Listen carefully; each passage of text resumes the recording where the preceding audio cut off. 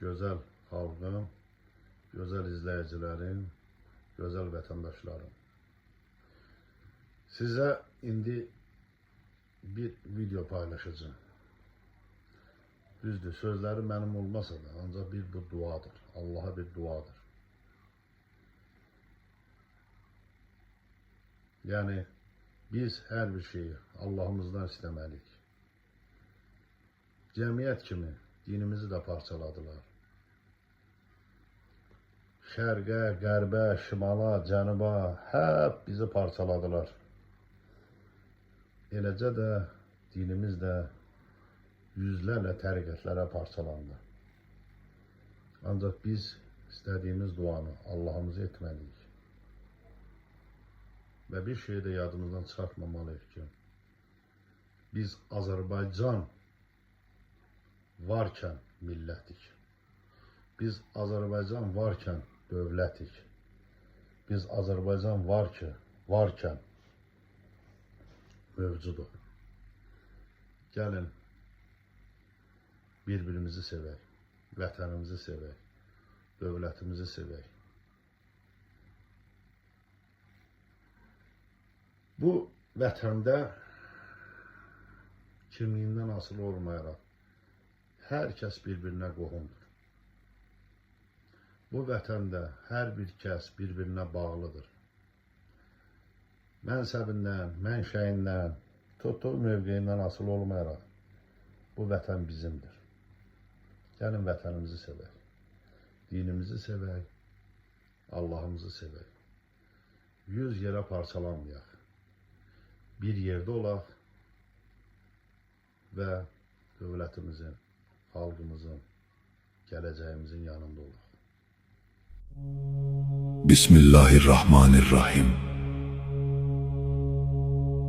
Allah'ım, bu duayı dinleyen her kulunun kalbine huzur indir. İçinde kimseye söyleyemediği derdi olanlara ferahlık ver.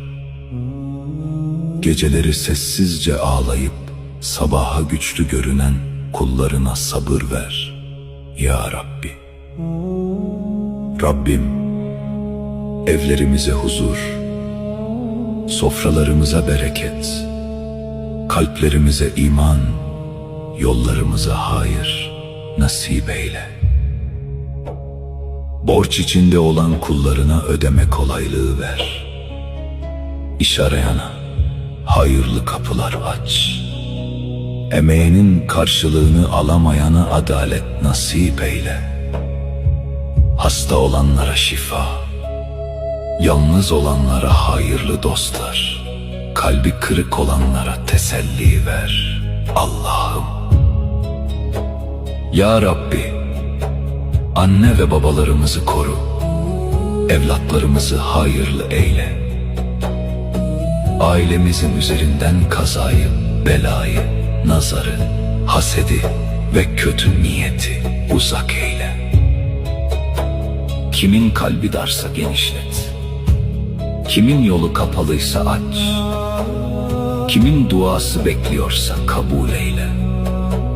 Kimin umudu bittiyse yeniden yeşert Ya Rabbi. Allah'ım,